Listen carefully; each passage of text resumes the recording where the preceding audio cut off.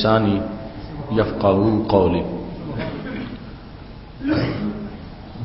الحمد لله وحده والصلاة والسلام على من لا نبي بعده وعلى آله وأصحابه الذين أوفوا عهده.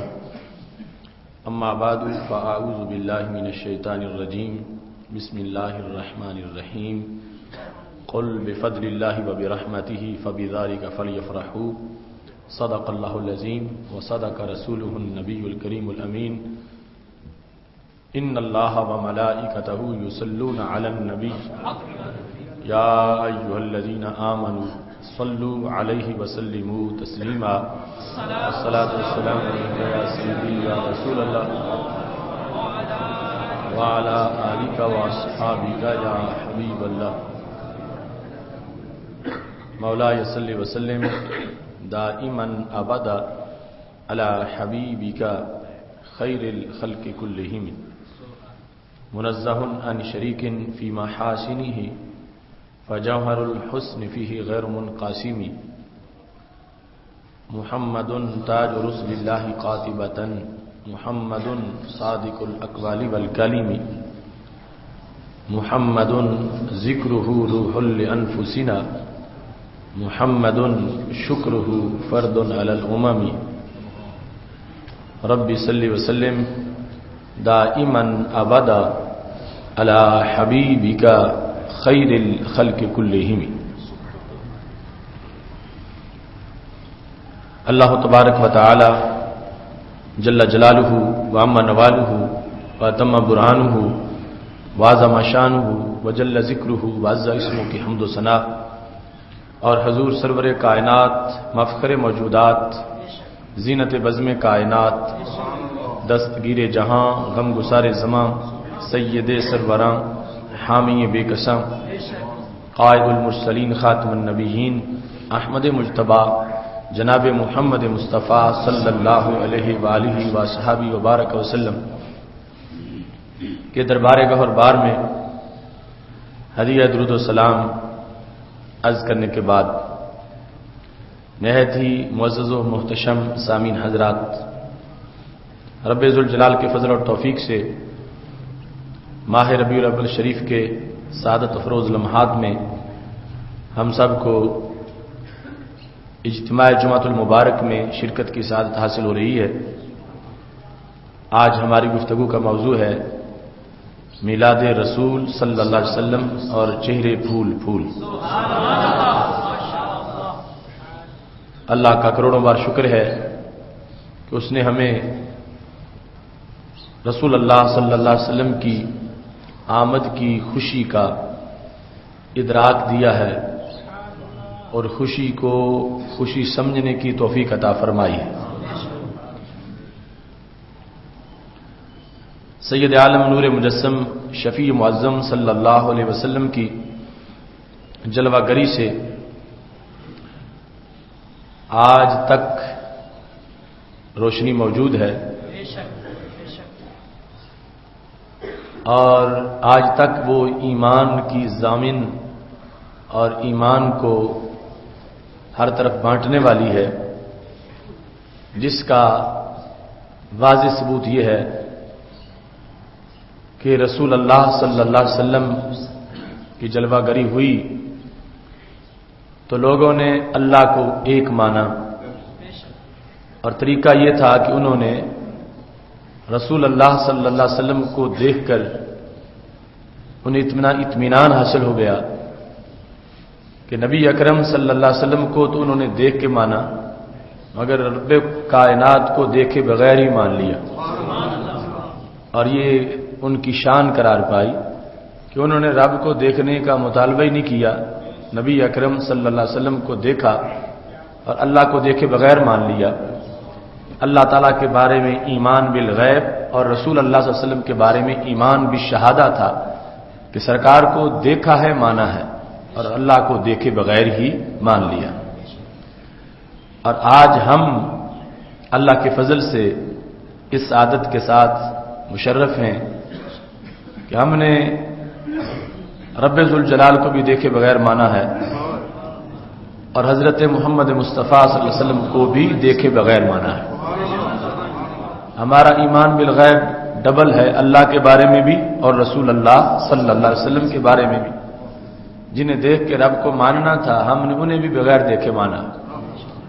صحابہ کرام علیہم رضوان اور اس وقت کے لوگ یقیناً بڑے جلیل القدر ہیں، ہم کروڑوں ان کے قدموں کی خاک تک نہیں پہنچ سکتے، مگر آج ہم بھی یہ فضل اور کرم بیان کیے بغیر نہیں رہ سکتے کہ رب ذوالجلال نے ہمارے نبی علیہ الصلوۃ والسلام کی آمد کا فیض کتنا عام فرمایا ہے کہ صرف اس وقت کے لوگوں کو دلی اطمینان میسر نہیں ہوا، آج بھی اتنا اطمینان موجود ہے کہ رب ذوالجلال کو بھی دیکھے بغیر مانے ہوئے ہیں اور آمنہ کے لال کو بھی دیکھے بغیر مانے ہوئے ہیں صلی اللہ علیہ وسلم۔ اس بنیاد پر آپ کی آمد کائنات کا سب سے بڑا فضیلت والا دن ہے، اور پھر اس کی یاد میں جس قدر بھی ایک انسان مسرور ہے، مسرت اور خوشی کا اظہار کرتا ہے اور شریعت کی حدود میں رہ کر وہ خوشی کے طریقے اپناتا ہے اور اس کے چہرہ دل و دماغ پر جو خوشی کے اثرات ہوتے ہیں، تو یہ وہ امر ہے جس کا ہم سے ہمارا ایمان تقاضا کرتا ہے اور جو ہمارے دین کی تعلیمات کے عین مطابق ہے۔ حضرت قاضی ایاز نے اپنی کتاب الشفاء بتعریف حقوق المصطفیٰ صلی اللہ علیہ وسلم میں یہ لکھا، جس میں نبی علیہ السلام کے جو حقوق ہیں امت پر ان کا تذکرہ کیا گیا۔ آگے پھر اس کی کئی شروحات ہیں، نسیم الریاض وغیرہ، تو یہاں انہوں نے اس چیز کو لکھا ہے کہ حضرت سیدنا امام مالک رضی اللہ تعالی عنہ، جن کو امام دار الہجرہ کہا جاتا ہے، ساری عمر جو مدینہ شریف میں پڑھاتے رہے، یہاں تک کہ ہارون الرشید نے ایک مرتبہ ان کو بہت سا نذرانہ پیش کیا اور کچھ دنوں کے بعد کہا کہ آپ بڑے امام ہیں اور دارالحکومت بغداد شریف ہے، تو آپ وہاں تشریف لے چلیں اور وہاں میرے بچوں کو پڑھائیں اور وہاں جا کر آپ دین پھیلائیں۔ تو آپ نے کہا کہ مدینہ شریف چھوڑنا مجھ سے بڑا مشکل ہے، تو جس نے پڑھنا ہے یہاں ہی آ کے پڑھ لے۔ اس نے مزید اصرار کیا تو آپ نے وہ تھیلی دیناروں والی سنبھال کے رکھی ہوئی تھی، وہ پکڑ کے اس کی طرف پھینکی، تو اس کی وجہ سے مجھ سے مدینہ چھڑانا چاہتا ہے تو اپنے پیسے لے جا، مجھے مکانوں کی ضرورت نہیں ہے، میں یہیں رہ کر رسول اللہ صلی اللہ علیہ وسلم کا دین پھیلاتا رہوں گا۔ تو امام مالک جو ہیں ان کے شاگرد مطرف کہتے ہیں کان اذا اتى الناس مالکا، جب دنیا بھر سے لوگ امام مالک کے پاس آتے تھے پڑھنے کے لیے، یا مدینہ شریف کے قرب و جوار کے لوگ، تو خرجت الیہم الجاریہ، امام مالک اندر ہوتے تھے تو ایک بچی باہر آ کے لوگوں سے پوچھتی تھی جو آ کے دروازہ کھٹکھٹاتے تھے، فتقول لهم یقول لکم الشیخ تریدون الحدیث اب المسائل، کہ امام مالک یہ پوچھ رہے ہیں کہ تم نے کوئی دینی مسئلہ مجھ سے پوچھنا ہے یا مجھ سے حدیث سننی ہے۔ یہ بچی آ کے ان سائلین سے پوچھتی کہ امام مالک پوچھ رہے ہیں کہ تمہارا مقصد آنے کا کیا ہے، تم نے کوئی مجھ سے مسئلہ پوچھنا ہے یا مجھ سے حدیث شریف تم نے سننی ہے؟ تو فَإِن قَالُوا الْمَسَائِلِ، اگر وہ لوگ کہتے کہ ہم نے کچھ مسائل پوچھنے ہیں تو خرج الیہم، امام مالک بہر آ جاتے اور ان کو مسائل بتاتے۔ وَإِن قَالُوا الْحَدِيث، اور اگر کہتے کہ ہم تجھ سے حدیث پڑھنے آئے ہیں، یعنی کیونکہ باقاعدہ اس طرح نہیں تھا کہ اب 8 بجے سے 9 بجے تک، 10 بجے تک، 11 بجے تک ہے پیریڈ حدیث پڑھانے کا، پھر حدیث نہیں ہوگی۔ وہاں یہ کھلا انداز تھا کہ کسی نے رات 10 بجے دروازہ کھٹکھٹایا ہے، امام مالک ہم حدیث پڑھنے آئے ہیں، تو انہوں نے کہا چلو ٹھیک آ جاؤ اب پڑھ لو۔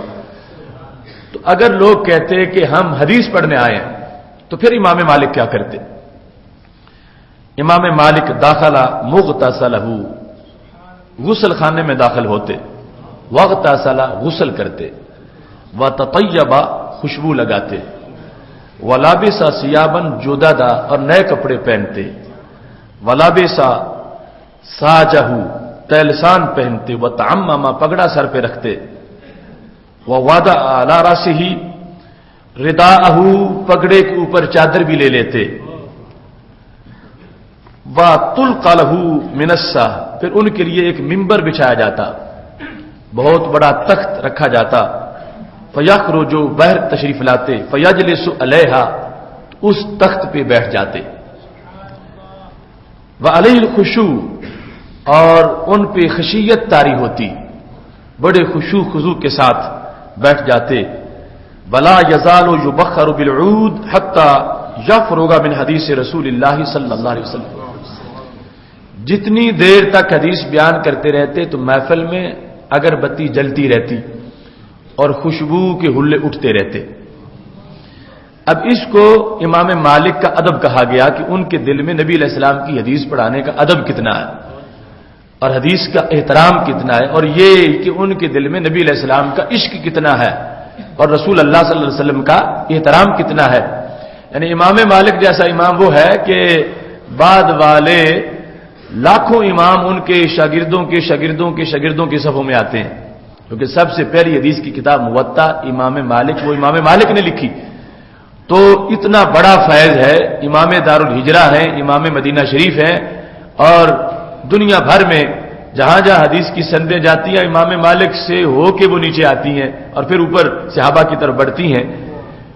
وہ امام مالک رسول اللہ صلی اللہ علیہ وسلم کی حدیث کو پڑھانے کا جو طریقہ اختیار کر رہے ہیں، اگر اس کو سامنے رکھ کے معیار بنایا جائے اور آج کے شرک و بدعت کے فتوے لگانے والوں کا مواخذہ کیا جائے اور جو ان کا طریقہ ہے دلیل مانگنے کا، اس کے مطابق اگر امام مالک سے دلیل مانگی جائے تو معاذ اللہ جو بدعت کے فتوے آج گلی گلی محفل میلاد منانے والوں پہ لگ رہے ہیں، یہ تو امام مالک پہ روزانہ 9-10 لگ جائیں گے معاذ اللہ۔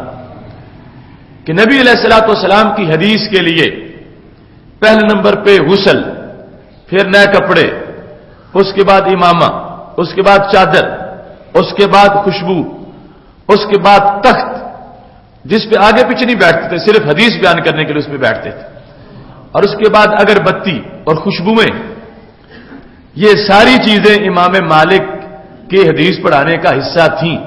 زندگی میں آخری سانس تک جو انہوں نے حدیث پڑھائی ہے، اس بات کا انہوں نے اہتمام کیا ہے کہ نبی علیہ الصلوۃ والسلام کی حدیث پڑھانے کے لیے انہوں نے جو کام کیا ہے سارا ادب کے پیش نظر کیا ہے، احترام کے پیش نظر کیا ہے۔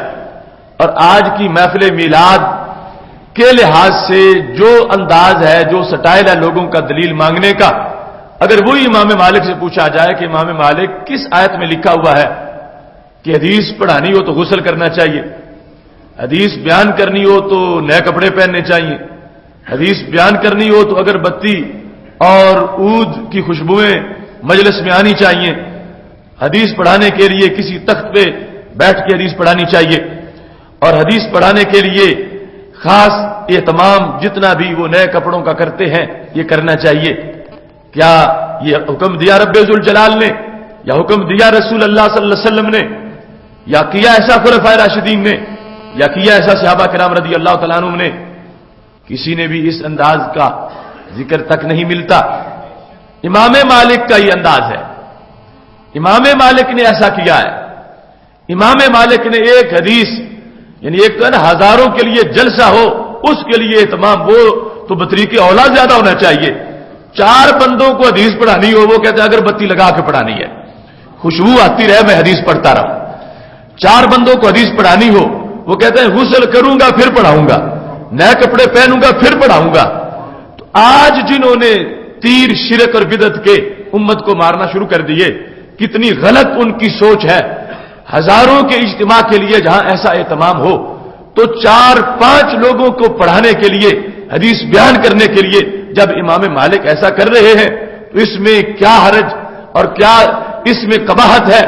امام مالک یقیناً بدعتی انسان نہیں تھے، اور ان کا یہ عمل عشق رسول صلی اللہ علیہ وسلم کی وجہ سے تھا۔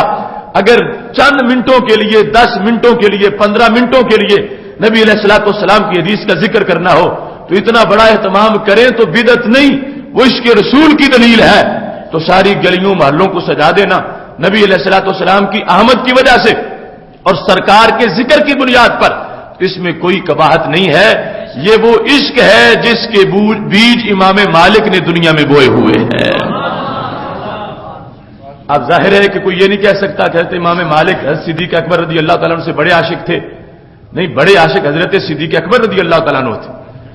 مگر زمانہ گزرتا گیا تو عشق کی صورتحال میں آگے ڈیمانڈ زمانے کے لحاظ سے بڑھتی گئی اور اس کے لحاظ سے تقاضے بڑھتے گئے.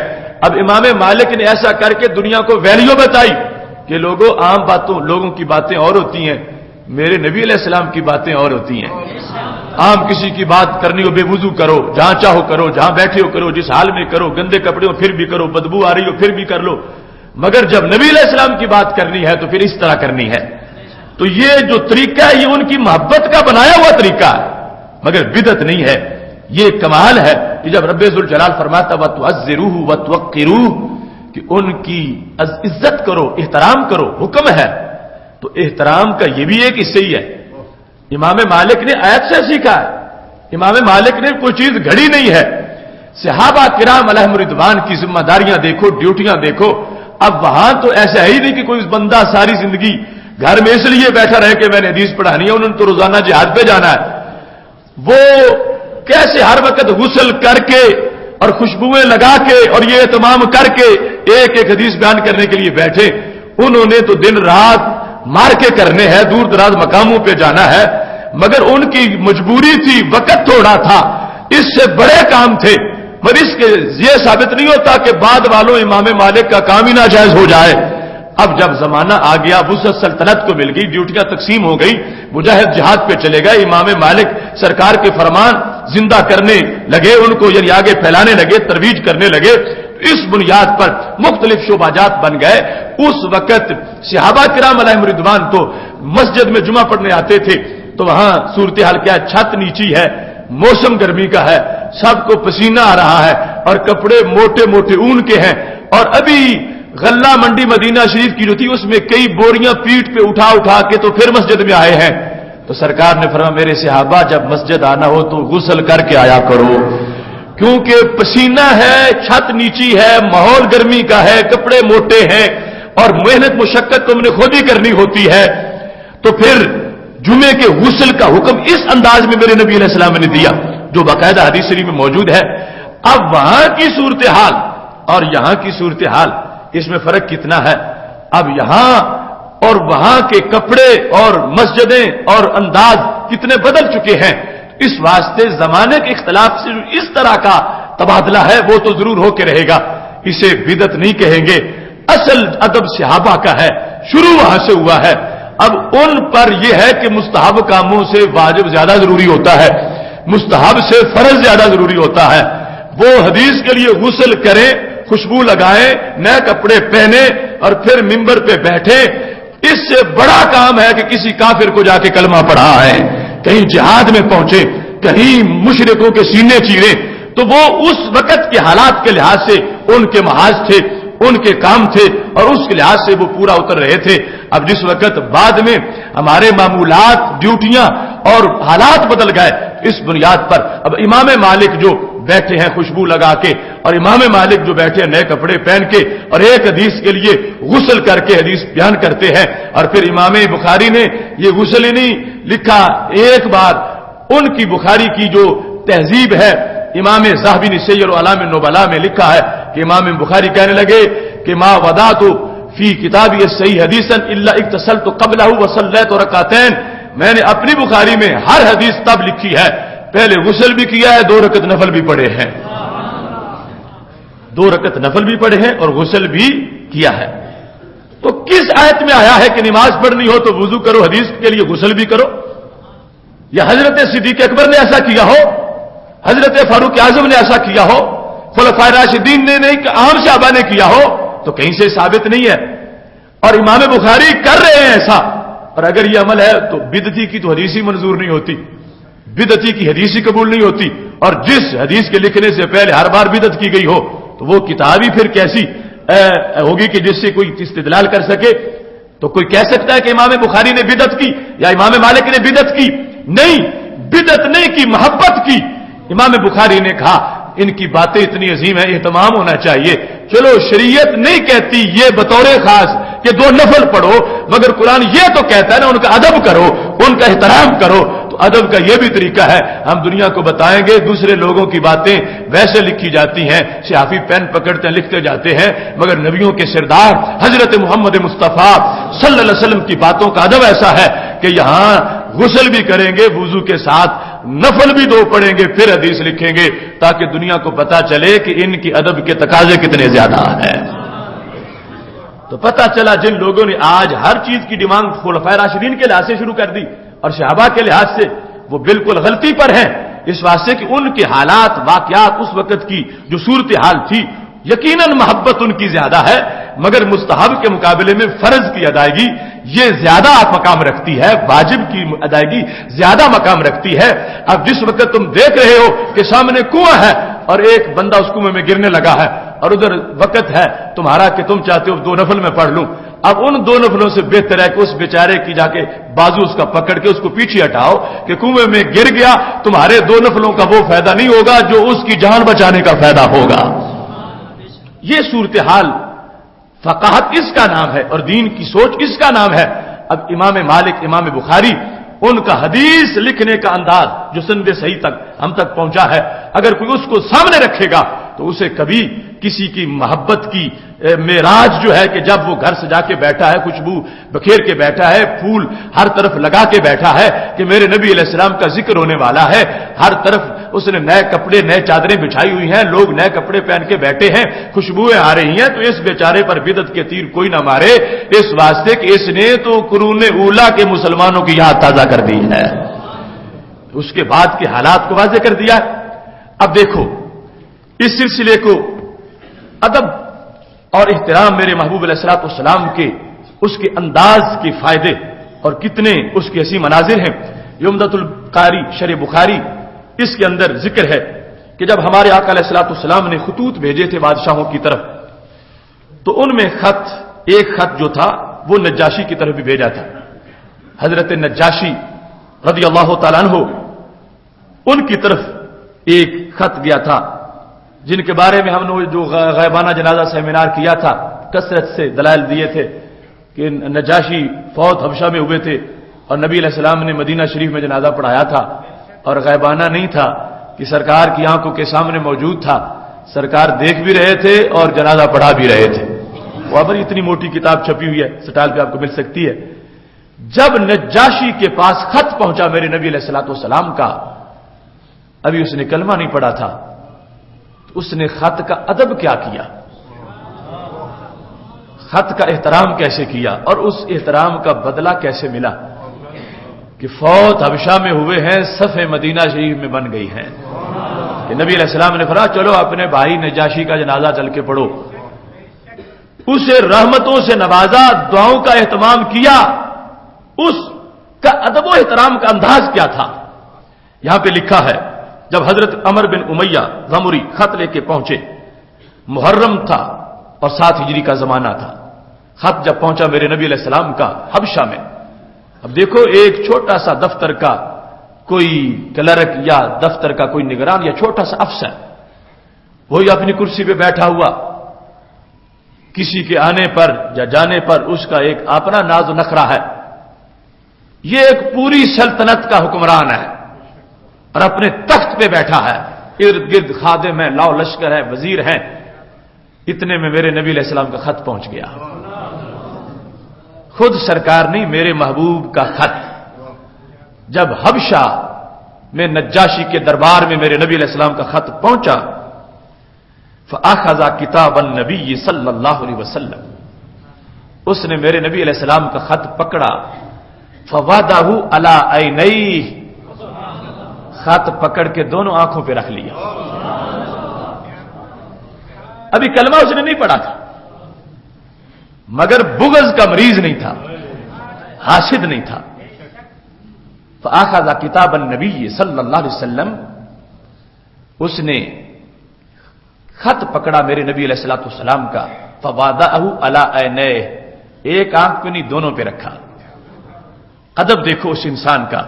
طبقات ابن سعد میں بھی یہ موجود ہے، یہ عمدۃ القاری شرح بخاری تمہارے سامنے کھول کے رکھی ہوئی ہے۔ اس نے جس وقت خط مبارک پکڑا، آنکھوں پہ رکھا، وَنَزَلَ عَنْ سَرِيرِهِ، تخت سے اٹھ کے نیچے بیٹھ گیا.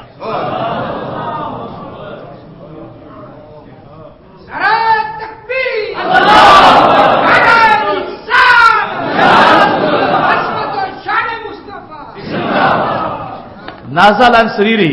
اب دیکھو نا ادب، اگر سرکار خود تشریف لے جاتے تو پھر نجاشی کا عالم کیا ہوتا. میرے نبی علیہ السلام کا خط پہنچا ہے، اس نے آنکھوں پہ رکھا ہے اور تخت سے اٹھ کے کھڑا ہو گیا ہے. آج اپنے جیسا کہنے والوں کو سوچنا چاہیے، جس نے بھی کلمہ نہیں پڑھا تھا وہ تو ان کے خط پہ بھی اٹھ رہا ہے. آج یہ کہتے ہیں تم سلام کے لیے اٹھ کے کھڑے ہو جاتے ہو، تو یہ کہاں لکھا ہے سلام کے لیے سلام بیٹھ کے پڑھا کرو، کیوں کھڑے ہوتے ہو؟ ہر محفل میلاد کے بعد قیام ہوتا ہے، کھڑے ہو جاتے ہیں. اس قیام کا بڑا درد ہے ان کو. میں کہتا ہوں کاش تم نجاشی کے دربار کو دیکھ لیتے. ہم بار بار جہاں سرکار کا نام لیتے ہیں اس خط میں ایک بار نام موجود تھا میرے محبوب کا. تو نجاشی اٹھ کے کھڑا ہو گیا، خط آنکھوں پہ رکھا اور کھڑا ہونے کے بعد کیا کیا؟ فجالس علی الارض، ننگی زمین پہ نیچے بیٹھ گیا. وہ تخت پہ بیٹھا ہوا بادشاہ جس کے نوکر بھی زرک برک قالینوں پہ بیٹھے ہوئے تھے، اس بادشاہ نے تخت بھی چھوڑا، قالینیں بھی چھوڑی، ننگی زمین پہ جا کے بیٹھ گیا. اور بیٹھ کے اس نے کہا تواضعاً، روایت میں ہے کہ ظاہر کیا لوگوں میں ادب کی خاطر تخت چھوڑ کے مٹی پہ بیٹھ گیا ہوں کہ کس ذات کا خط میرے نام آیا ہے. کہاں میں اور کہاں یہ نکھتے گل، نسیم صبح ہو تیری مہربانی. میں اس قابل کہاں تھا کہ وہ مجھے خط لکھتے، اور مجھے انہوں نے خط بھیج دیا ہے، ان کا خط میرے نام آ گیا ہے. ثم اسلم، نیچے تخت کے بیٹھ کے اس نے کہا لا الہ الا اللہ محمد الرسول اللہ، کلمہ پڑھ لیا. اب دیکھو یہ جو کچھ اس نے کیا، اس کو پوری تاریخ میں اسلام نے اپنا فخر سمجھا کہ ہمارے نبی علیہ السلام کی شان کیا ہے. کافروں تک بھی خط پہنچے تو یوں اٹھ کے کھڑے ہو گئے، زمین پہ بیٹھے، خط آنکھوں پہ رکھا. اور آج کی اس کمپنی سے پوچھو، ان کا خط آنکھوں پہ رکھا تو تبرک لے کر یہ بدعت کا ارتکاب کر رہا تھا، شرک ہو رہا تھا. خط کے لیے اٹھ کے بندہ کھڑا ہو گیا، خط کے لیے جا کے زمین پہ بیٹھ گیا. تو پتا چلا جو کچھ انہوں نے شرک سمجھا ہوا ہے اس سے تو شرک کی جڑیں کٹ رہی تھی. نجاشی اگر خط پکڑ کے سامنے اکڑ جاتا نا تو کبھی کلمہ نصیب نہ ہوتا. دوسری طرف ذکر ہے نا کہ جس طرح پرویز کے پاس پہنچا تو اس نے خط کے ٹکڑے ٹکڑے کیے، تو میرے نبی علیہ السلام نے فرمایا اس کی سلطنت بھی ٹکڑے ٹکڑے ہو جائے گی. جس نے میرے خط کا ادب نہیں کیا، جس نے ادب کیا وہ فوت حبشہ میں ہوئے ہیں، جنازے مدینہ شریف میں پڑے جا رہے ہیں. اور یوں کہ فرشتے اٹھا کے چارپائی سامنے لے آئے. صحابہ کہتے ہیں رسید عالم نور مجسم شفیع معظم صلی اللہ علیہ وسلم کے سامنے موجود سرکار دیکھ رہے ہیں، نماز پڑھا رہے ہیں، پچھلے نماز پڑھ رہے ہیں. وہ غیبانہ نہیں، وہ تو حاضرانہ تھی. خادم محبوب کے دربار میں حاضر تھا اور نبی علیہ الصلوۃ والسلام جنازہ پڑھا رہے تھے. نتیجہ کس کا تھا؟ نتیجہ ادب کا تھا. نتیجہ کس کا تھا؟ خط آنکھوں پہ رکھنے کا تھا. نتیجہ کس کا تھا؟ خط دیکھ کر نبی علیہ السلام کی ادب کے لیے خط ان کا ہے، اٹھ کے کھڑے ہو جانے کا تھا. نتیجہ زمین پہ بیٹھ جانے کا تھا. نتیجہ یہ کچھ کیا تو کلمہ نصیب ہوا.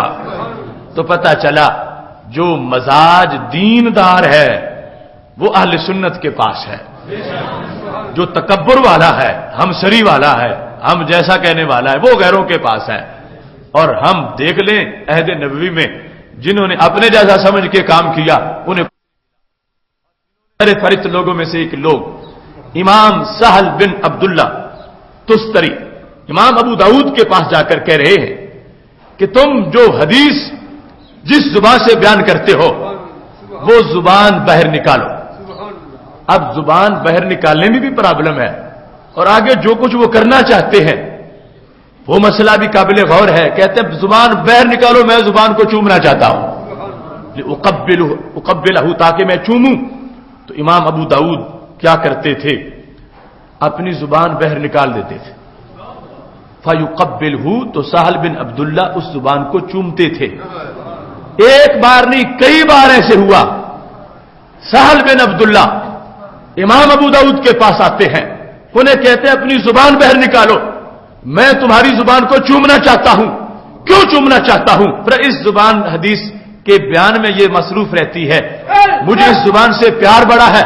اب امام ابو داؤد جیسا محدث کہہ سکتا تھا سہل بن عبداللہ کوئی بات کرنے والی کرو, یوں زبانیں چمانے کا تو کوئی آیت میں ذکر ہی نہیں ہے, حدیث میں آئی ہی نہیں ہے, کوئی صحابہ سے ثابت ہی نہیں ہے. تم کیا مجھے کہتے ہو اور کیوں ایسا کرتے ہو؟ ایک بار نہیں بار بار آ کے انہوں نے درخواست کی. امام ابو داؤد نے زبان بہر نکالی, مجمع میں بیٹھے لوگوں نے دیکھا سہل بن عبداللہ نے زبان چومی اور واضح کیا پر یہ میری محبت کا تقاضا تھا, شریعت کے خلاف نہیں ہے. جن کے ذکر میں برکت ہے تو جو زبان ذکر کرے اس میں بھی کتنی برکت ہوگی, اس کے چومنے میں کتنی برکت ہوگی. تو یہ امت کا مسلسل عقیدہ اور صحاح ستہ کے مصنفین کا عقیدہ اور حدیثیں پہچانے والے اماموں کا عقیدہ, اگر یہ بدعت ہے تو پھر سارے امام معاذ اللہ بدعتی بن جائیں گے, اور بدعتی کی حدیث منظور نہیں ہوتی, پھر امت کے پاس ذخیرہ حدیث ہی نہیں بچے گا. پھر نیا کوئی بخاری ڈھونڈو, نیا کوئی مسلم ڈھونڈو, نیا کوئی ابو داؤد ڈھونڈو, یہ سارے جتنے ہیں یہ تو ہمارے عقیدے پر ہیں. تو اس واسطے ماننا پڑے گا میلاد رسول صلی اللہ علیہ وسلم پر جو چہرے پھول پھول ہیں, تو یہ ہم نے گھڑی ہوئی باتیں نہیں کی, ساری پڑی ہوئی باتیں کی ہیں. امام مالک خوشبو میں لگا کے بیٹھے ہیں حدیث پڑھانے کے لیے, پگڑا باندھ کے تخت پہ بیٹھے ہیں نئے کپڑے پہن کے. امام بخاری 2 رکعتیں پڑھ رہے ہیں حدیث لکھنے کے لیے, ادھر نجاشی سرکار کا خط آتا تو اٹھ کے کھڑے ہو جاتے ہیں, ماتھے پہ لگاتے ہیں, پھر زمین پہ بیٹھ جاتے ہیں. یہ سارا برکتوں والا جو مسلک آیا ہے تو رب ذوالجلال کے فضل سے اس کی وراثت اللہ نے اہل سنت و جماعت کو عطا فرمائی ہے. اس سلسلہ میں آج ہمارے پاس اس کا جو رد عمل کے مقابلے میں ہمارا عمل ہے. لوگوں نے ہر محبت کو بدعت قرار دے دیا اور اس پر فتوے لگانے شروع ہو گئے, جبکہ ادھر بتہا میں صورتحال کیا تھی؟ میرے نبی علیہ الصلوۃ والسلام وضو فرما رہے تھے, بخاری شریف میں موجود ہے. تو پانی لگا ہاتھوں سے, ٹچ ہو کے نیچے گرنے لگا, صحابہ نے نیچے ہاتھ کر لیے, پانی تھا تھوڑا, ہاتھ تھے زیادہ. اب لینے والے ہزاروں اور پانی تھوڑا ہے. پہلے نمبر پر تو یہ ہے کہ نبی علیہ السلام سے بڑھ کے توحید کا محافظ کون ہو سکتا ہے؟ تو آپ کو پتا ہے کہ یہ پانی کیوں لے رہے ہیں. پوچھا بھی تھا ایک موقع پر کہ صحابہ مجبوری کیا ہے؟ ما یحملکم علی ھذا, میں وضو کرنے لگتا ہوں سارے ہی آ جاتے ہو, مجبوری کیا ہے, ایسا کیوں کرتے ہو؟ جانتے ہوئے بھی پوچھا اس لیے تھا تاکہ کل اس کو کوئی ماں صحابہ کی محبت نہ کہے, رسالت کا قانون بھی کہے. ما یحملکم علی ھذا, کیوں ایسا کرتے ہو؟ تو صحابہ کرام علیہم رضوان نے جو جواب دیا بخاری میں موجود ہے, فرمایا حب اللہ ورسولی, ہمیں محبوب آپ کی محبت بھی مجبور کرتی ہے, رب کی محبت بھی مجبور کرتی ہے. وضو سرکار کر رہے ہیں, محبت رب کی ہے, رب کی محبت ہمیں مجبور کرتی ہے کہ ہم آپ کے پانی کو نیچے نہ گرنے دیں, پانی لیں. آج لوگ کہتے ہیں سد ذرائع کی وجہ سے ہر چیز حرام ہو گئی ہے, کہ اب شرک نہیں آگے بن جائے گا. شرک تو ابھی سے اس چیز کو ختم کر دو, اب شرک نہیں ہو سکتا, کبھی وہاں شرک بن جائے. کہتے ہیں سد ذرائع کی وجہ سے قبریں مٹا دو, سد ذرائع کی وجہ سے جو متبرک مقامات ہیں گرا دو, سد ذرائع کی وجہ سے آثار رسول صلی اللہ علیہ وسلم کو ختم کر دو. سد ذرائع تاکہ ذریعہ شرک کا نہ بن جائے معاذ اللہ. تو سرکار کو پتہ نہیں تھا کہ یہ ہاتھ پہ جو پانی گر رہا ہے ان کے دلوں میں کیا بات ہے میرے بارے میں. تو سرکار دو عالم صلی اللہ علیہ وسلم نے کیوں نہیں ہٹایا پیچھے, ہٹ جاؤ صحابہ مجھ سے پیچھے, آگے اسی وجہ سے جا کے شرک شروع ہو جائیں گے.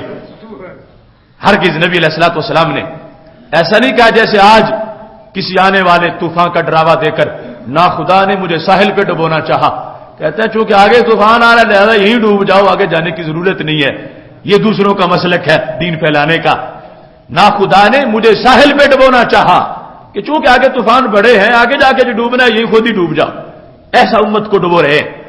لیکن ادھر میرے نبی علیہ الصلوۃ والسلام نے جب پوچھا کیوں کرتے ہو ایسا, فرمایا تمہاری محبت ہے محبوب اللہ کی محبت ہے تو اس لیے ہم کرتے ہیں. تو نبی علیہ السلام نے اس کو مسترد نہیں کیا. ہاں یہ فرمایا اور بھی ہے کام, پڑوسیوں سے حسن سلوک بھی کرو, دیگر کام بھی کرو, یہ بھی ہے کام. اب آگے ہوا کیا حدیث بتا میں یہ لکھا ہے کہ جب بہت سے لوگ وضو والا پانی نہ لے سکے, کہ قطرے اتنے نہیں تھے کہ ہزاروں میں آئے, پانی ویسے بھی تھوڑا ہے, سرکار احتیاط سے استعمال کرتے ہیں, اور وضو ہو گیا ہے, پانی ہر ایک کو نہیں ملا, تو جن کو نہیں ملا انہوں نے اپنا من کیسے راضی کیا. ہیں صحابہ, ہیں صفہ والے, کوئی ملنگ ہے نہیں, ان کو لذت کیسے ان کی برقرار, ان کی پیاس کیسے بجھی. بخاری میں ہے من لم یصب آخذا من بلل ید صاحب ہی, کہ جسے کوئی قطرہ نہیں ملا اس نے اپنے دوست کے ہاتھ پہ ہاتھ رگڑا. آخذا پکڑا, مم بلل, بلل کہتے ہیں تری کو, بلل ید صاحب ہی, کہ چلو مجھے نہیں ملا, میرے ایک دوست کے ہاتھ پہ قطرہ گلا تو میں وہیں اپنا ہاتھ رگڑ لیتا ہوں. اب یہ صفہ والے جو ہاتھوں پہ ہاتھ رگڑ رہے ہیں تو یہ کس کے عقیدے کو رگڑ رہے ہیں؟ ہاتھوں پہ ہاتھ رگڑ کے صفہ والے تباہ پرست نہیں ہیں, حق پرست ہیں. تو یہ تو پہلائی انہوں نے ہے, وہ نہ ہوتے تو ہم تک چاندنی کیسے آتی. درمیان میں نبی علیہ الصلوۃ والسلام سے لے کے آگے پہنچایا تو انہوں نے ہے. اور عقیدہ ان کا کیا ہے کہ پہلے پانی تھا عام, نبی علیہ السلام کے بدن سے لگا تو بن گیا خاص. اب جس ہاتھ پہ لگا پہلے تھا عام, اب اس پانی سے وہ ہاتھ بھی بن گیا خاص. اس ہاتھ کو جب صحابہ ہاتھ لگا رہے تھے تو نظریہ اس وقت ان کا کیا تھا؟ یہ کوئی 15ویں صدی کا پیداوار نہیں, یہ تو صحابہ کے ہاتھوں کے اوپر نظر آنے والا نظریہ ہے. من لم یصب من ہو, جسے نہیں ملا پانی, آخذا پکڑا اس نے, من بلل ید صاحب ہی, جو دوست کے ہاتھ کی تری تھی اس پر ہاتھ رگڑ کے اس نے کہا تیرے پہ تو برکت آ گئی, اب میرے ہاتھ میں بھی برکت آ جائے گی. تو انہوں نے کیا بتایا؟ جو کہتے ہمارے ہاتھ ان ہاتھوں جیسے ہیں. صحابہ کہہ رہے ہیں نہیں نہیں, ان ہاتھوں کا پانی جس کو لگ جائے تمہارے اس ہاتھ جیسے بھی نہیں ہے. اس ہاتھ پہ ہاتھ لگا کر صحابہ کرام علیہم رضوان بھی تو میلاد منا رہے تھے اور دنیا کو بتا رہے تھے کہ سید عالم نور مجسم شفیع معظم صلی اللہ علیہ وسلم کا پیکر پر نور ایسا ہے کہ اس سے پانی لگتا ہے, نسبت سے اس کو عظمت مل جاتی ہے. اور آگے ہاتھ کسی کا عام تھا لیکن سرکار کے ہاتھ سے لگا ہوا پانی اس پہ گرا ہے. اب دوسروں نے اسے بھی عظیم سمجھنا ہے, اس کی طرف بھی جانا ہے. تو جو صحابہ کرام علیہم رضوان سے نظریہ چلا, اب ایک ایک ادا کے اندر خوشی ہے. اب جس کو پانی ملا ہے وہ خوش ہے. سرکار کے ہاتھ کا پانی تو جسے کائنات کو خود جس دن سرکار ملے ہیں تو وہ کتنی بڑی خوشی ہوگی. جسے ایک قطرہ ان کے ہاتھ کا مل گیا وہ خوش ہے کہ سرکار دو عالم صلی اللہ علیہ وسلم کے ہاتھ سے لگا ہوا پانی ملا ہے. تو یہ جس دن خود دنیا پہ جلوہ گر ہوئے اور کائنات پہ نعمت کا اتمام ہوا, اکمال ہوا, پھر بعد میں روایت اور پھر آیت کے لحاظ سے یہ سب سے بڑی سعادت ہے. اسی وجہ سے ہر دور کا یہ انداز محبت رہا ہے. یہ اشرف علی تھانوی کی کتاب میلاد النبی صلی اللہ علیہ وسلم, جس میں پہلے تمہیں صفحہ 26 سے یہ دکھا چکا ہوں کہ اس نے کہا کہ طاعون کے علاجوں میں سے ایک علاج میرے نبی علیہ السلام کا نام لینا ہے. شاید کچھ لوگ نہ بیٹھے. اس نے کہا جس دن میں نشر الطیب کا کچھ حصہ لکھتا تھا اس دن فرشتہ چھٹی کرتا تھا, اور جس دن میں چھٹی کرتا تھا فرشتہ 4-5 کو مار جاتا تھا. میں نے شروع میں سمجھا کہ اتفاق ہے, لیکن پھر ثابت ہوا کہ یہ برکت میرے نبی علیہ السلام کے ذکر کی ہے. تو جن کا نام لینے سے موت ٹل جائے ان کا اپنا مشکل کشائی کا انداز کیا ہوگا. اس بات کو ذکر کرتے کرتے اشرف علی تھانوی لکھتا ہے لوگوں بات یہ ہے من احب شیئا اکثر ذکرہ, جو جس سے پیار کرے اس کا نام لیتے ہی رہتا ہے. جس سے پیار کرے اکثر ذکر, تھوڑا نہیں زیادہ ذکر کرتا. جس سے پیار ہو اکثر ذکر, اس کا ذکر وہ کثرت سے کرتا ہے. تو کہتا ہے جب چھوٹی چھوٹی چیزوں سے پیار ہو جا تو ان کا ذکر نہیں بھولتا. تو کہتا جن لوگوں کو خدا اور رسول کی محبت نصیب ہے ان کا تو کیا ذکر, من احب شیئا اکثر ذکرہ جو کسی سے پیار کرتا ہے وہ اس کا ذکر کثرت سے کرتا رہتا ہے۔ اب یہ دیکھو، کہتا ہے جو لوگ دنیا کی کسی عورت یا کسی مرد امرد جو داڑھی کے بغیر بچہ ہو پر عاشق ہو جاتے ہیں، ان کو دیکھیے ہر بات میں تذکرہ میں ان کو اسی کی یاد لگی رہتی ہے، وہ انہی کی باتیں کرتے ہیں، اور لیکن جس کو نبی علیہ السلام سے پیار ہے وہ سرکار کی بات کرتا رہتا ہے۔ اب آپ بیٹھے ہیں، آپ دیکھ رہے ہیں ربیع الاول شریف شروع ہوا تو کتنی محفلوں میں آپ شریک ہوئے، کہاں کہاں پہنچے، کہاں کہاں ذکر کی محفل سجی، ہر ایک کے پاس پورا ایک سرمایہ، وہ اس کے لیے سعادت ہے، ذکر کر کے اس کو خوش بھی ہوتا ہے، اور یہ دلیل ہے کہ ان سے پیار ہے، اور جہاں ذکر ہوتا ہے دعوت نہ بھی ہو پہنچ جاتے۔ میں اب آپ کو اگر یہ ذکر کروں کہ یہ پچھلا جمعہ پڑھا کے اب میں آپ کے پاس پہنچا ہوں تو کہاں کہاں تک قافلہ محبت کا پہنچا، اور کتنے آفاق میں شمعیں روشن کی، اور کتنے اندھیروں کا مقابلہ کیا، اور کتنے طوفانوں کے رخ موڑے۔ تو صرف اگر ایک ہفتہ آپ کے سامنے ذکر کروں تو اشرف علی تھانوی نے جس کا حوالہ دیا ہے اس حوالے کے مطابق پتہ چلے گا کہ ادارہ صراط مستقیم پاکستان وقت پر اہل سنت و جماعت ربیع الاول شریف کے اندر سرکار کا ذکر کر کے یہ ثابت کر رہے ہیں لوگوں، نہ باپ سے اتنا پیار، نہ بیٹے سے اتنا پیار، نہ بچوں سے اتنا پیار، نہ بیوی سے اتنا پیار، جتنا پیار اہل سنت کو نبی علیہ السلام کے ذکر کے ساتھ ہے۔ ہر جمعہ جب میں یہاں پہنچتا ہوں پیچھے ایک پوری تاریخ ہوتی ہے، اور کبھی اس کو بیان کیا نہیں کیونکہ اس میں پھر دوسرے کئی پہلو نکل آتے ہیں۔ آج میں تحدیث نعمت کے طور پر تمہیں تھوڑی سی داستان سنا دوں۔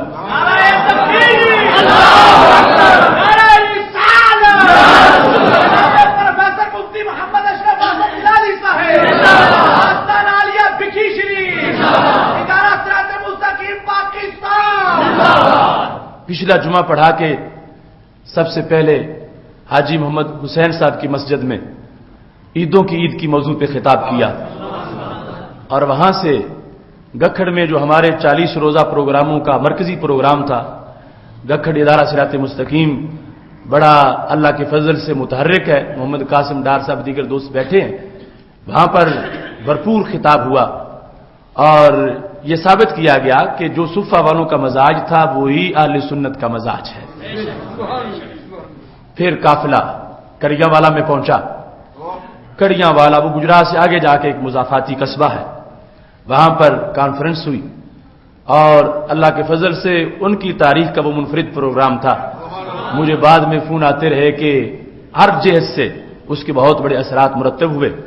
پھر وہاں سے یہ جو ہمارا دن گزر رہا تھا اس کے اختتامی لمحات میں وکی شریف پہنچے۔ وکی شریف سے وہاں بھی یعنی ایسے نہیں تھا کہ ویسے جا کے سو جائیں، ادارہ صراط مستقیم کے مختلف وفود سے میٹنگیں تھیں اور مختلف اس طرح کے تبلیغی کام تھے۔ وہاں سے چلے تو مواں بھٹیاں یہ موٹر وے کوٹ سرور کے ساتھ وہاں پر ایک تاریخ ساز اجتماع تھا ظہر کے ٹائم، اور اس میں شاید ہمارے دوست آئے ہوئے ہوں۔ ایک رافضی MNA نے پوری کوشش کی کہ اشرف آصف جلالی اس ایریے میں داخل نہیں ہو سکتا، سارے پلوں پر پولیس کھڑی تھی، مگر عاشقوں کا اپنا انداز ہوتا ہے۔ میری گاڑی اور پورا جلوس روکنے کے لیے پولیس ناکے لگا کے کھڑی تھی، مگر میں چھوٹی سی گاڑی میں بیٹھ کے مجمع میں داخل ہو چکا تھا۔ اصل میں وہاں خلافت راشدہ کانفرنس ہوئی تھی ربیع الاول کے شروع میں، اور اس کے اثرات ان لوگوں کے بقول یہ تھے کہ ادھے رافضی آدھے پورے پنڈی بھٹیاں کے پھر سنی بن گئے ہیں۔ وہ کہہ رہے تھے اگر آج کا جلسہ بھی شان صحابہ کا اگر ہو گیا تو یہ ہماری کیے پر تو پانی پھر جائے۔ اللہ کے فضل سے اتنا جذبہ جوش تھا لوگوں میں کہ ایک مرتبہ ہم نے پہنچانا ضرور ہے، کئی گاڑیاں بدلی، کئی رستے بدلے، پر ناکے لگے رہے، اللہ کے فضل سے حق پرست جلسے میں پہنچ گئے، اور عصر کے بعد تک وہ جلسہ جاری رہا، جس سے دور دور تک رافضیوں خارجیوں کے مرض کا جو آپریشن تھا اس کے اثرات ہوئے۔ اس کے بعد ہم ہلو کی لاہور کے قریب پہنچ گئے، وہاں خطاب کیا، رات کو، اس کے بعد کانا پہنچے، وہاں اسی سلسلے کا پروگرام تھا، اس کے بعد پھر لاہور دارالعلوم جامعہ جلالیہ میں پہنچ گئے۔ اس طرح ہمارے ہفتے کا دن مکمل ہو گیا۔ اتوار کا دن شروع ہوا تو اس میں بہت سے وفود کی ملاقاتیں تھیں، بالخصوص جامعہ جلالیہ میں جو ماہانہ درس صراط مستقیم ہوتا، وہ درس صراط مستقیم تھا جس کا موضوع تھا ان کی مہک نے دل کے غنچے کھلا دیے ہیں۔ اور اس میں اعزاز یہ تھا کہ بغداد شریف میں میرے جو وہاں پر کلاس فیلو تھے، بغداد شریف کے بہت بڑے سید زادے فضیلت الشیخ شیخ عمر سلیم بغداد شریف سے آئے ہوئے تھے، تو جامعہ جلالیہ میں بطور خاص ان کو اس درس صراط مستقیم میں دعوت دی گئی تھی۔ انہوں نے عربی میں گفتگو کی، میں نے اس کا اردو میں ترجمہ کر کے لوگوں کو بتایا، اور غوث پاک کے گلشن کا لہراتا ہوا پھول دیکھ کر لوگ مسکرا رہے تھے، اور انہوں نے جس انداز میں گفتگو کی اور میلاد شریف کے فضائل کو بیان کیا، وہ بھی ایک تاریخ ساز اجتماع تھا۔ اس کے بعد لاہور چڑیا گھر کے قریب ہمارا بہت بڑا اجتماع تھا، وہاں اس رات کو خطاب ہوا، اور پھر صبح سویرے ہم اپنے طویل دورے پر لاہور سے نکلے، اور اللہ کے فضل سے زور کے بعد لئیے جا کر ایک کانفرنس سے خطاب کیا، مغرب کے بعد رکن آباد میں خطاب کیا، عشاء کے بعد چوک اعظم میں ایک تاریخ ساز مقام مصطفیٰ صلی اللہ علیہ وسلم کانفرنس سے خطاب کیا، اور پھر رات کے آخری حصے میں بھکر پہنچے، اور پھر جا کر منگل والے دن صبح بھکر میں ایک سکول کی گراؤنڈ میں خطاب کیا، اور زور کے بعد دریا خان میں تاریخی مقام مصطفیٰ صلی اللہ علیہ وسلم کانفرنس جس میں پورا ضلع اکٹھا کیا گیا تھا ادارہ صراط مستقیم کی دعوت پر، وہ ہزاروں کا اجتماع تھا، اس میں خطاب ہوا، اور اس عصر کا ٹائم ہو گیا، پھر چلے اور جا کر ڈیرہ غازی خان میں عشاء کے بعد ڈیرہ غازی خان کے ایک بہت بڑے چوک میں نور سے ظہور تک یہ اجتماع کا پروگرام تھا، موضوع تھا، اور رافضیت کی بیماری کے لحاظ سے بھی وہاں پر شان صحابہ پر بھی گفتگو تھی۔ یہ ڈیرہ غازی خان میں پروگرام ہوا، اور اب وہاں سے جب صبح چلے تو یہ بدھ کا دن تھا، اور تونسا شریف کی جو ہمارے لیے بستی ہے مشائخ چشت کا اور ہمارا اہل سنت کا بہت بڑا مرکز ہے، پیر پٹھان کا دیس ہے، تو زور کے بعد یعنی تونسا شریف یعنی تمام گرد و نواح کے علاقوں کا یہ تونسا شریف ادارہ صراط مستقیم کی یونٹ کے زیر تمام پروگرام تھا، اور ہزارہ لوگ اس میں شریک تھے، تقریباً عصر تک وہ پروگرام جاری رہا، اور وہاں سے ہم چلے تو پھر بھاولپور سے آگے منڈی یزمان رات کا اجتماع تھا، اور اللہ کے فضل سے تقریباً 11 بجے رات کو منڈی یزمان میں پہنچے تو ہزاروں عاشق وہاں پر منتظر تھے، اور منڈی یزمان میں رات کو اجتماع کیا، اور پھر 3 بجے وہاں سے چل کے اللہ کے فضل سے جمعرات کو لودرا میں پہنچے، اور نماز فجر کے بعد حضرت پیر سید ظفر علی شاہ صاحب کے دارالعلوم میں نماز فجر کے بعد درس صراط مستقیم دیا، اور اس کے بعد 12 بجے لودرا ضلع کے جو ہمارے ادارہ صراط مستقیم کے ناظم ہیں پیر سید جاوید علی شاہ صاحب، ان کی رہائش پر بہت بڑا اجتماع تھا، وہاں سے فارغ ہوتے گئے تو پھر جلوس کی شکل میں لائل پور قصبہ کیروڑ پکا سے آگے جگہ ہے، وہاں ادارہ صراط مستقیم لودرا کے جو مرکزی امیر ہیں پیر سید خورشید شاہ صاحب، ان کے والد محترم کا چیلم بھی تھا، میلاد کا جلسہ بھی تھا، ہزاروں لوگوں کا اجتماع تھا، وہاں عصر تک خطاب کیا، اور پھر رات کو جو رات گزری کیروڑ پکا میں ضلع لودرا کا تحفظ ناموس رسالت سیمینار تھا۔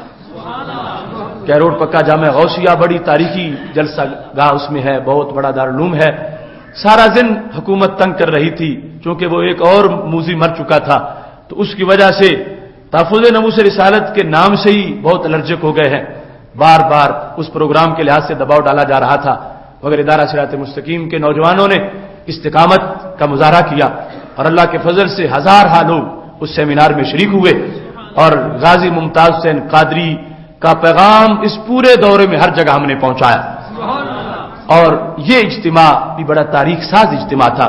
تحفظ ناموس رسالت سیمینار جو ادارہ صراط مستقیم لودرا کیروڑ پکا کے زیر اہتمام ہوا، اس میں بھی اپنا مشن، اپنا پیغام اور اظہار محبت کرنے کے بعد صبح 6:30 بجے ہم لاہور پہنچے، اور اللہ کے فضل سے اب مدینہ البشیر میں گفتگو کرنے کے بعد تمہارے سامنے موجود ہوں۔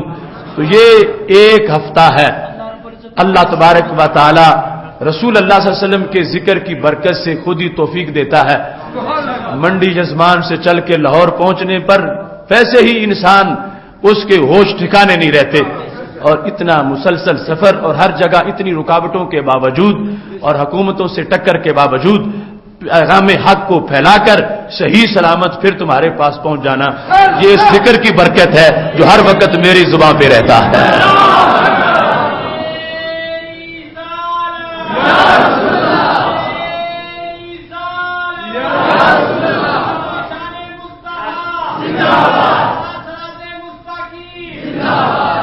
اشرف علی تھانوی نے اس میں یہ لکھا، کہتا دید مجنو را یکے صحرا نورد در بیاباں غمش بنشستہ فرد، کہ کسی نے دیکھا کہ مجنو صحرا میں اکیلا بیٹھا ہے اور بڑا غمگین ہے۔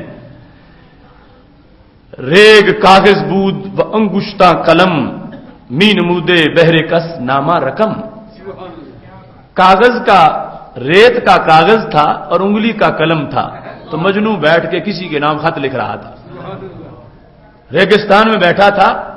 تو یہ اصل میں شعر مولانا روم کے ہیں جو اشرف علی تھانوی نے لکھے ہیں، تو ریگ کاغذ بود و انگشتاں قلم، ریت کاغذ تھی اور انگلی کا قلم تھا، می نمودے بہر کس نامہ رقم، لگتا تھا کہ مجنو کسی کے نام خط لکھ رہا ہے۔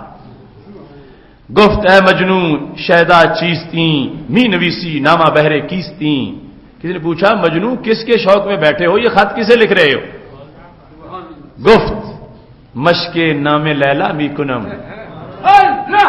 گفت مشق نام لیلا می کنم خاطر خود را تسلی می دہم، اس نے کہا خط کسی کے نام نہیں لکھ رہا، بس صرف لیلا کے نام کی مشق کر رہا ہوں، لیلا کے نام کی مشق کر رہا ہوں، انگلی سے ریت پر اس کا نام لکھ کے میں لیلا کے نام کی مشق کر رہا ہوں۔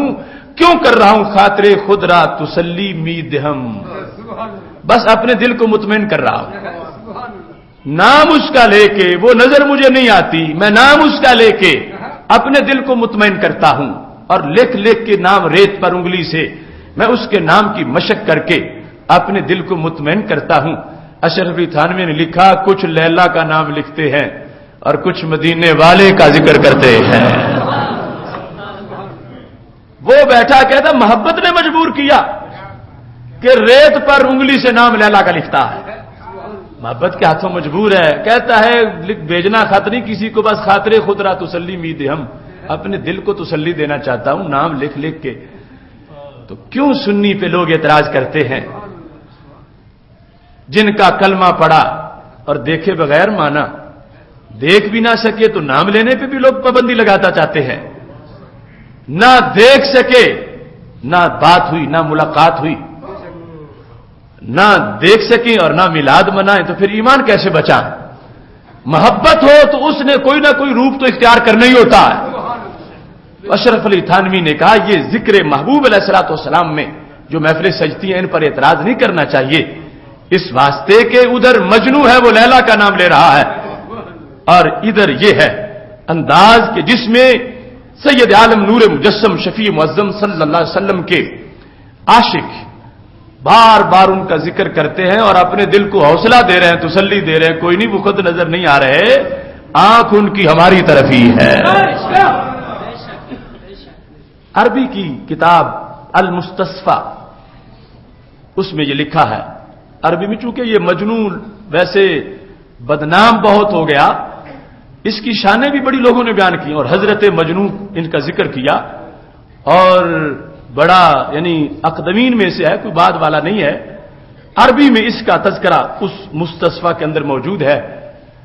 تو عربی میں اس کے شعر ہیں، کہتے امر علی الدیار دیار لیلا اقبل ذل جدار وذل جدارا وما تلك الديار شغفن قلبی ولكن حب من سكن الديار۔ امام غزالی نے مستصفی میں مجنون کے یہ شعر لکھے ہیں، کہنے لگے وہ گزر رہا تھا لیلا کے شہر سے اور گلیاں چوم رہا تھا، تو کسی نے کہا کیوں ایسا کر رہا ہے، کچی گلیاں ہیں نہ تو سنگ مرمر لگا ہوا ہے اور تو ان نالیوں کو گلیوں کو چومتا پھر رہا ہے۔ تو اس نے کہا امر علی الدیار دیار لیلا، میں جب گزرتا ہوں نا لیلا کے شہر سے، اقبل ذل جداری و ذل جدارا، میں کبھی اس دیوار کو چومتا ہوں کبھی اس دیوار کو چومتا ہوں. کیوں چومتا ہوں؟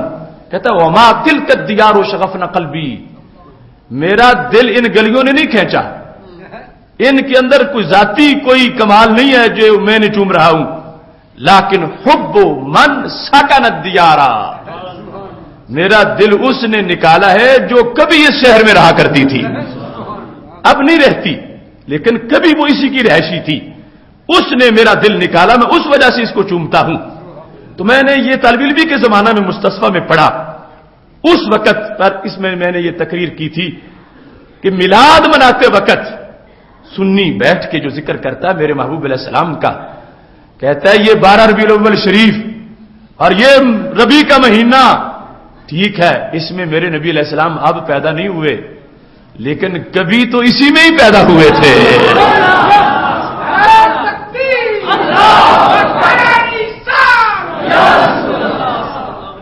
کبھی تو اسی مہینے میں پیدا ہوئے تھے، کبھی تو اسی 12 کو پیدا ہوئے تھے. وہ کہہ رہا تھا لیکن حب من سکن الدیارا، اب نہیں ادھر تو کوئی بات نہیں، کبھی تو یہاں ہوا کرتی تھی، اس کی محبت نے میرا دل نکالا ہے اور میں ان گلیوں کو چوم رہا ہوں. تو سنی کہتا ہے کبھی تو اسی 12 کو پیدا ہوئے تھے. جیسے قرآن کبھی اترا تھا، ہر رات آتی ہے رمضان میں قدر کی تو پھر 1000 مہینے سے بہتر ہوتی ہے، نیا قرآن نہیں اترتا، وہ ایک بار اترے ہوئے نے ہمیشہ کے لیے برکتیں دے دی ہیں. کبھی میرے محبوب علیہ الصلوۃ والسلام کی جلوہ گری اس مہینے میں ہوئی تھی، اس واسطے عام مہینوں کے مقابلے میں اس مہینے میں چہرے پھول پھول کیوں ہیں کہ اس میں میلاد رسول صلی اللہ علیہ وسلم.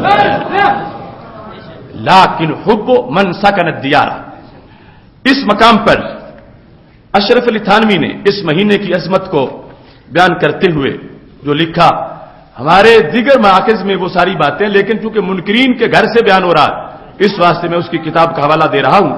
یہ صفحہ نمبر 36 پر اس نے لکھا ہے کہ اس ماہ کے لیے یہ فضائل ضرور ثابت ہیں، کس ماہ کے لیے؟ ربیع الاول شریف کے لیے، اور اسی ولادت شریفہ کی طرف اشارہ کر کے کہا گیا ہے. اب آگے وہ عربی کے شعر اشرف علی تھانوی نے جو ربیع الاول شریف کی عظمت میں پہلے اماموں نے لکھے اور جو ان کے حوالے تھے اس کا ذکر کرتے ہوئے اس نے کہا لحاظ الشہر فی الاسلام فضل ومن قباتن تفوق علی الشہور، لحاظ الشہر فی الاسلام فضل ومن قباتن تفوق علی الشہور.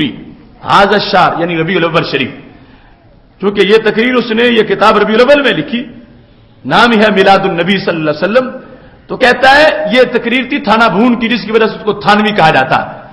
لحاظ الشہر فی الاسلام فضل ومنقبۃ تفوق علی الشہور، کہ اس مہینے کے لیے سارے مہینوں پر ایک فضیلت ہے، ومنقبۃ اور ایک عظمت ہے، تفوق علی الشہور، شہر کی جمع ہے شہور جس کا معنی ہوتا ہے مہینہ، اس کی فضیلت سارے مہینوں سے زیادہ ہے، اس ربیع الاول شریف کی فضیلت سارے مہینوں سے زیادہ ہے. اس کے بعد کہتا ہے ربیع فی ربیع فی ربیع ونور فوق نور فوق نوری،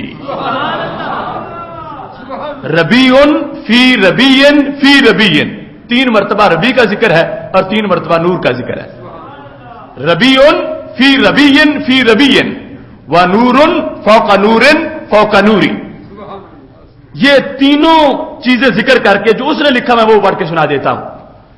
کہتے ہیں اول ربیع سے مراد ہے حضور صلی اللہ علیہ وسلم، ربیع فی ربیع فی ربیع، 3 بار ربیع ہے نا، تو ربیع کا مطلب کیا ہوتا ہے؟ بہار، بہار ہے بہار میں، بہار ہے بہار میں.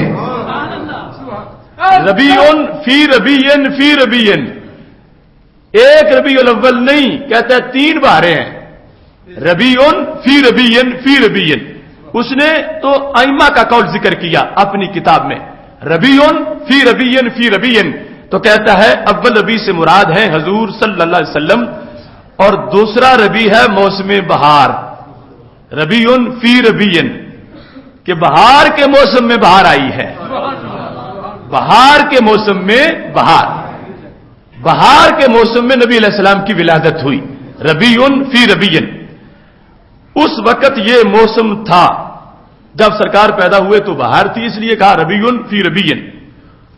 یا کہا جاوے کہ آپ کے پیدا ہونے سے بہار ہو گئی تھی، آپ کے پیدا ہونے سے بہار ہو گئی تھی، یا تو ویسے اتفاق سے موسم بہار تھا جس طرح اب موسم بہار ہے اور ادھر میلاد شریف بھی ہے. کہتا ہے یہ جو کہا نا اماموں نے ربیع فی ربیع کہ بہار آئی بہار میں، یا تو ویسے ہی زمانہ بہار کا تھا تو سرکار کی ولادت ہوئی، یا پھر ویسے زمانہ جو بھی تھا آنے سے بہار آ گئی. اچھا جی، چنانچہ اسی سال کو لوگوں نے سنۃ الفتح والابتہاج کہا ہے. کہتا ہے مہینے نہیں پورا سال ہی بہار کا تھا. سنا کہتے ہیں سال کو، فتح کہتا ہے کھل جانے کو، ابتہاج کہتے ہیں خوشی کو. کہا کہ دنیا اس سال کو جس سال میرے نبی علیہ السلام پیدا ہوئے اس سال کا تاریخ میں نام کیا ہے؟ سنۃ الابتہاج، خوشی والا سال، خوشی والا سال، خوشی والا سال. اب ایک دن خوشی والا نہیں ماننے دے رہے، وہ کہتے ہیں مہینے نہیں پورا سال خوشی والا ہے. سنۃ الابتہاج بہجہ سے ہے، ابتہاج خوشی والا سال. اب دو بہاروں کا ترجمہ کیا، کہا پہلی ربیع سے مراد ہے نبی علیہ السلام کی ذات گرامی، دوسری سے مراد ہے موسم بہار، یا پہلے ہی تھا یا آپ کے آنے سے بن گیا. اور تیسری ربیع سے مراد کیا ہے؟ کہتا ہے تیسری ربیع سے مراد ہے مہینہ، ربیع الاول کا مہینہ.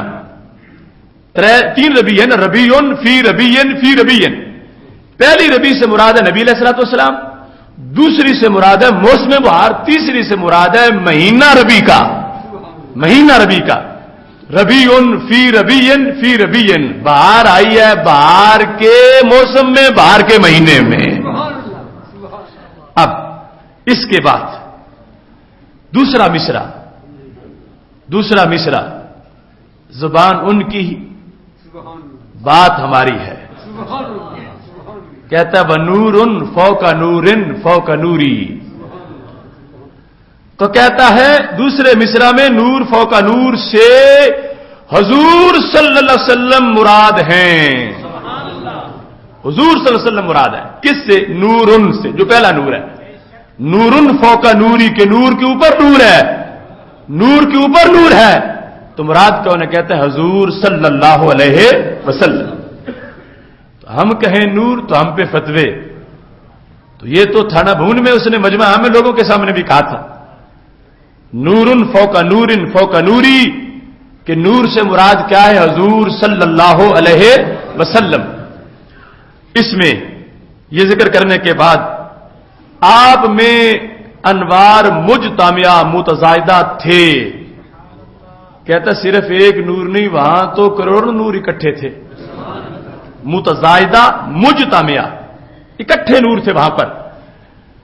تو یہ فضیلت اس ماہ کو حاصل ہے، خواہ وہ فضیلت اس طرح ہو کہ اس ماہ کو پہلے سے فضیلت عطا ہو گئی تھی اور اس ماہ کے ذی فضیلت ہونے کی وجہ سے حضور کی ولادت شریفہ کے لیے اس کو خاص فرمایا، یا تو سرکار کے آنے سے فضیلت ملی یا سرکار کے آنے کی وجہ سے پہلے ہی فضیلت دے دی گئی تھی.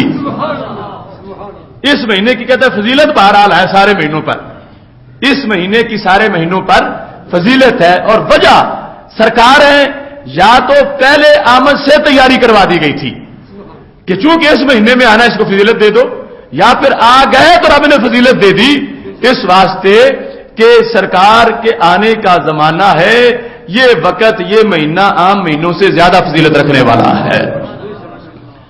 اب یہاں پر کہتا رہی یہ بات کہ اس کو کیوں فضیلت عطا ہوئی تھی.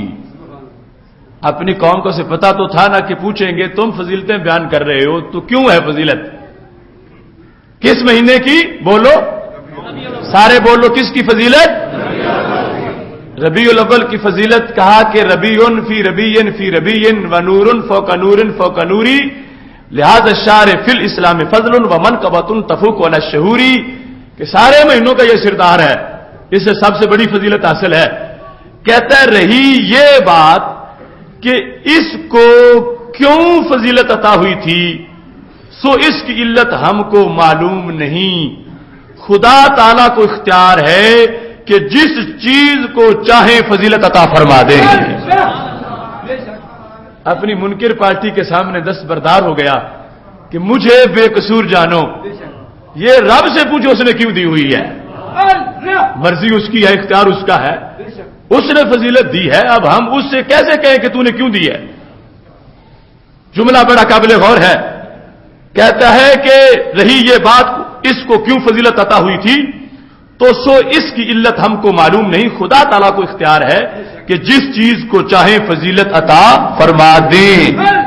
فضیلت اس نے دی ہوئی ہے، باقی مرضی اس کی اپنی ہے. وہ مالک الملک ہے. اسے کون کہے کہ تو نے کیوں دی ہے اس کو فضیلت؟ کیوں؟ یہ ہے وہ بات، وہ جو بخاری شریف میں حدیث شریف ہے نا کہ جب رب ذوالجلال نے امتوں کے فیصلے کیے اور یہ ہوا فیصلہ کہ صبح سے دوپہر تک ٹوکری یہودی اٹھائیں گے، ایک ایک قرات اجرت ملے گی.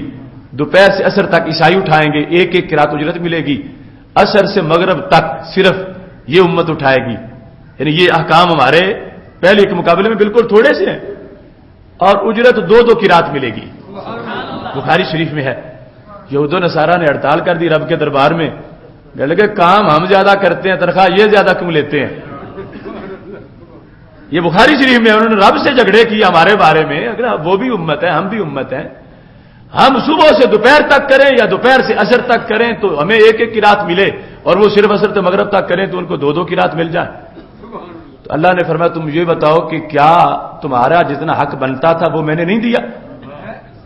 تو انہوں نے کہا اللہ اس پر تو اعتراض ہی نہیں، مزدوری ہماری اتنی بنتی تھی، لیکن ہم یہ چاہتے ہیں نا ان سے ہمارے جتنی کروا. ان کو تو کیوں چھوٹ دے رہا ہے؟ ان کی ایک رات 1000 مہینے سے بہتر. ہم قربانی کر کے گوشت رکھیں، آگ جلائے تو پھر قبول ہو. وہ چھری چلائیں، قطرہ ٹپکے، گناہ بخشے جائیں، گوشت وہ خود ہی کھا جائیں. ان کو عصر سے مغرب تک کا تھوڑا سا کام کیوں تھوڑا بوجھ رکھتا ہے؟ ان پہ بھی زیادہ رکھا. اگر وہ بھی ہمارے ساتھی ہیں، ہمارے کلیگ ہیں، وہ بھی ایک نبی کی امتی ہیں، ہم بھی امتی ہیں، امتی ہونے میں ہم ایک ہی جیسے ہیں، تو ہمارے جتنا ان سے کروانا. اور پھر ہمارے جتنی تنخواہ دے انہیں دو قرات کیوں دیتا ہے؟ ایک ایک دے ان کو. ہمیں ہمارا حق ملا ہے، لیکن ہمارا اعتراض یہ ہے دو طرح کا. ایک تو ان سے ہمارے جتنا کام کروا، تنخواہ بھی ہمارے جتنی رکھ. اللہ نے فرمایا بک بک بند کر دو، تم مان گئے ہو کہ میں نے تمہارا حق دیا ہے. آگے ذالک فضلی اوتیہ من اشاء. تم میرے ہاں ٹوکری اٹھا کے میری رحمت کے منشی تو نہیں بن گئے کہ اب تم نے بانٹنی ہے. اور میرا فضل اپنا ہے، میں جسے چاہوں جتنا عطا کر دوں گا.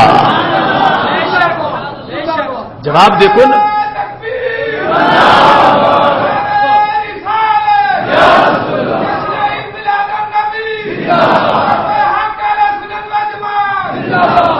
اللہ کا جواب دیکھو نا کتنا قیمتی ہے. بخاری شریف میں کسی رسالے کی بات نہیں کر رہا. دیکھو ہماری فیور رب نے کتنی کی ہے. ان کے سامنے سرکار کے صدقے ہم پھر میلاد کیوں نہ منائیں کہ ہمارے تو باہر رب بھی اس لیے فیور کر رہا ہے. میرے محبوب کے لاڈلے امتی ہیں، ان سے کام تھوڑا کرواؤں گا، ان کو تنخواہ زیادہ عطا فرماؤں گا. ذالک فضلی، فرمایا یہ فضل میرا ہے. جہاں تو تمہاری تنخواہ کاٹ کے میں نے دی ہوتی نا ان کو، یہود و نصارہ تم اعتراض کرتے، تمہاری تو کاٹی نہیں، میں تو اپنے پاس دے رہا ہوں. اور میں اپنے پاس سے دوں تم پھر بھی اعتراض کرو تو یہ میں نہیں کرنے دوں گا. اپنا فضل ہے میرا، میں جسے چاہوں جتنا دے دوں. تو اشرف علی تھانوی نے کہا کہ یہ تو رب کی مرضی ہے، اس نے دے دی ہے فضیلت.